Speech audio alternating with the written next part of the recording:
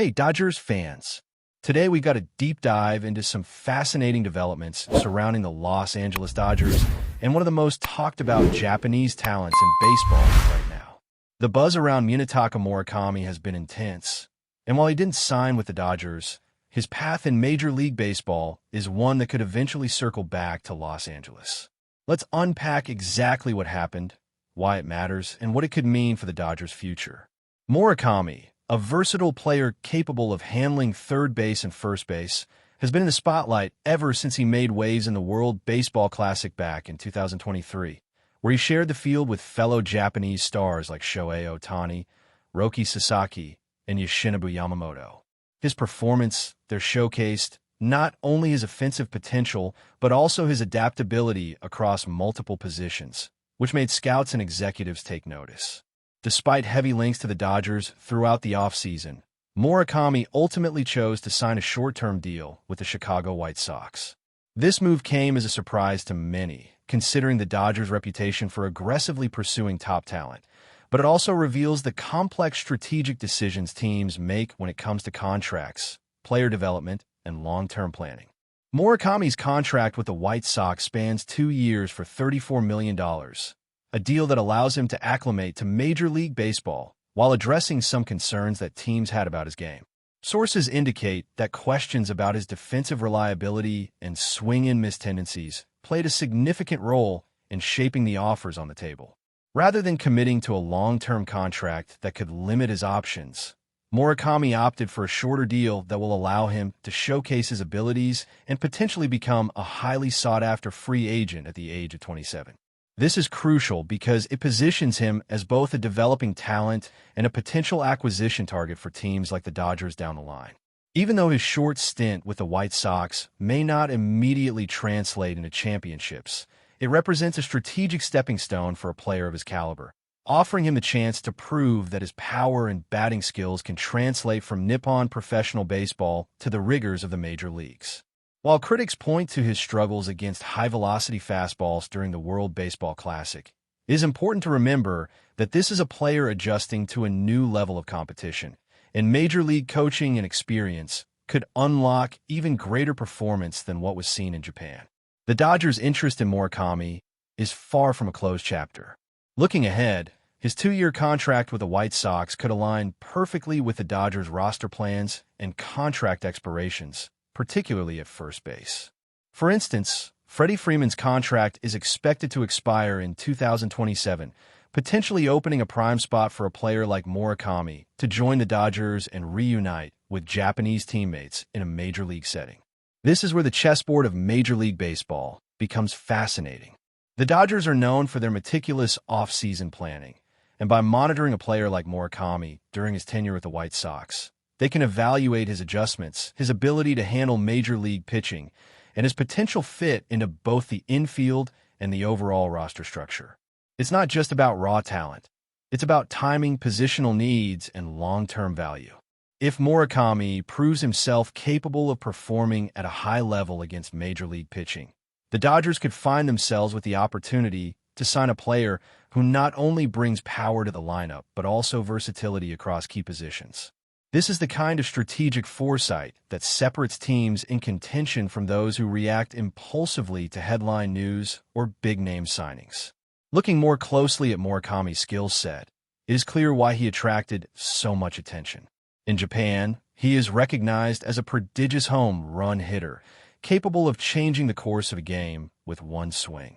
He also possesses experience in high-pressure international competitions, having faced some of the best pitchers from around the globe in the World Baseball Classic. These experiences not only test a player's skill, but also their mental fortitude, something that is critical in the high-stakes environment of Major League Baseball. While there were valid concerns about his strikeout rates and defensive positioning, the White Sox were willing to invest in his talent on a shorter-term basis, providing him with the platform to refine his approach at the plate, adjust to the speed of the game, and potentially become a more well-rounded and reliable contributor. It's a calculated risk that could pay off for both Murakami and any team willing to track his development. And for the Dodgers, it represents an open door for future negotiations and acquisitions once his short-term contract concludes. From a Dodgers perspective, Murakami's situation is a classic example of how teams must balance risk, opportunity, and timing. While the immediate headlines might suggest disappointment that a player of his caliber didn't sign with Los Angeles, the reality is more nuanced. By allowing him to prove himself over a 2-year span, the Dodgers could gain a clearer picture of how his skills translate to major league pitching, how he adjusts to different roles within a team structure, and how he handles the day-to-day grind of the MLB schedule. It's also worth noting that positional flexibility could become increasingly important in 2027 and beyond. If the Dodgers find themselves needing a first baseman or a third baseman due to roster changes, trades, or contract expirations, Morakami could represent a ready-made solution, provided he has demonstrated consistent performance and growth during his time at the White Sox. This is where strategic foresight becomes critical. Teams like Los Angeles are not just looking at a player's current stats. They're projecting future contributions, potential synergies with existing players, and overall value to the organization over multiple seasons. The narrative surrounding Morakami also brings up interesting parallels with other power hitters who have faced similar scrutiny. Concerns about high strikeout rates, defensive limitations, or adaptation to a new league are not uncommon for players transitioning from international leagues to MLB. History has shown that some players overcome these challenges spectacularly, becoming cornerstone talents, while others struggle to meet expectations. The key difference often lies in the support system provided by the team, coaching guidance, and a player's own willingness to adapt and refine their game. For Morakami, the next 2 years with the White Sox will be a critical audition period. It's an opportunity for him to prove that his bat can consistently drive runs, that he can handle MLB pitching, and that he can contribute defensively in meaningful ways. For Dodgers fans, this is a chance to monitor a rising star closely, understanding that the path to Los Angeles might not be immediate, but it is very much a live possibility if he performs as expected. Another layer to consider is the Dodgers' approach to roster construction and contract management. By letting Murakami sign a short-term deal elsewhere, the organization retains flexibility while still keeping a talented player on their radar. This approach allows them to avoid overcommitting financially or strategically while still maintaining the option to acquire a player who could become a key contributor in the near future. It is a delicate balance between patience and opportunity, between observing performance in real conditions and making proactive moves when the timing aligns perfectly. Murakami's 2-year tenure with the White Sox could serve as the ideal evaluation period, providing the Dodgers with tangible evidence of his abilities and readiness for the major leagues, without the risk of jumping in prematurely or overpaying based on potential alone. It is this level of strategic planning that demonstrates the Dodgers' forward-thinking approach to team building, and why monitoring players like Morakami is so compelling for fans and analysts alike. In summary, while Munetaka Murakami did not sign with the Dodgers immediately, the situation is far from closed. His 2-year contract with the White Sox provides him with a platform to prove himself, refine his skills, and potentially emerge as a highly attractive free agent for Los Angeles. The Dodgers' interest remains alive, guided by timing, positional needs, and the opportunity to acquire a proven talent at the right moment. Fans should watch his development closely, because in 2 years, the Dodgers could have the chance to add a dynamic, versatile, and powerful player to their roster, potentially reuniting him with Japanese teammates and enhancing the team's depth at key positions. The story of Murakami is still unfolding, and it will be fascinating to see how it impacts the Dodgers' roster strategy and off-season plans in the coming seasons.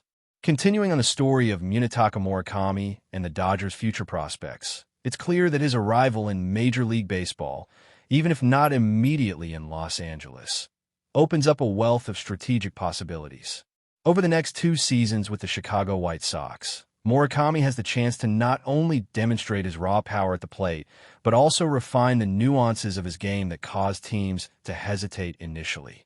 His swing and miss tendencies, a concern highlighted by scouts and analysts, can be addressed through consistent at-bats against high-level pitching, advanced coaching, and the experience of playing in a full MLB season. In Japan, Murakami dominated with his home run ability, But the transition to the majors is always a test of adaptability, focus, and mental resilience. Observing his development in the American League will give the Dodgers a clearer understanding of whether his talent can translate into sustained success at the top level, and if he can truly fill a role that maximizes both his offensive output and defensive versatility. The Dodgers' long-term planning comes into play here in a fascinating way. With Freddie Freeman's contract potentially expiring in 2027, Los Angeles could have an opening at first base that aligns perfectly with Murakami's availability as a free agent. This timing isn't coincidental. It's a result of meticulous roster management and forward-thinking strategy. By allowing Morakami to prove himself elsewhere, the Dodgers avoid the immediate financial and strategic risks of committing to a high-priced, untested player. Instead, they maintain flexibility while monitoring his progression. If Murakami adapts well to the major leagues, improves his plate discipline, and demonstrates reliable defensive capability, the Dodgers would be in a prime position to acquire a player who not only brings prodigious power to the lineup, but also the versatility to contribute at multiple positions. This dual benefit is what makes Murakami such an intriguing prospect for a team that is always balancing current performance with future potential. It's also important to consider the broader context of the Dodgers' infield and roster construction. Beyond the potential opening at first base, third base remains a dynamic position that could shift based on future acquisitions, trades, and performance. Murakami's ability to play both positions offers a level of insurance for the Dodgers, allowing them to respond to unforeseen challenges or opportunities. If, for example, the Dodgers encounter difficulties filling third base with a long-term solution, having a player like Murakami available could provide both flexibility and impact. His 2-year window with the White Sox effectively acts as an audition, allowing the Dodgers to observe him in real-game situations, gauge how he handles pressure, and determine whether he can meet the demands of playing in one of the league's most competitive divisions. This type of strategic patience is a hallmark of teams that consistently contend for championships, and the Dodgers front office has demonstrated time and again that they prioritize long-term value and calculated risk over reactive decisions. Looking at Murakami's profile, it's evident why he generated so much interest initially. His power numbers in Japan were extraordinary, with home run totals that made him one of the premier sluggers in Nippon professional baseball. Beyond the raw statistics, his performance in international competitions, like the World Baseball Classic, displayed his ability to face elite pitching and contribute in high-stakes games. While his struggles against high-velocity fastballs during the WBC raise questions, those concerns are far from insurmountable. Experience, coaching adjustments, and the daily grind of major league play can lead to significant improvement.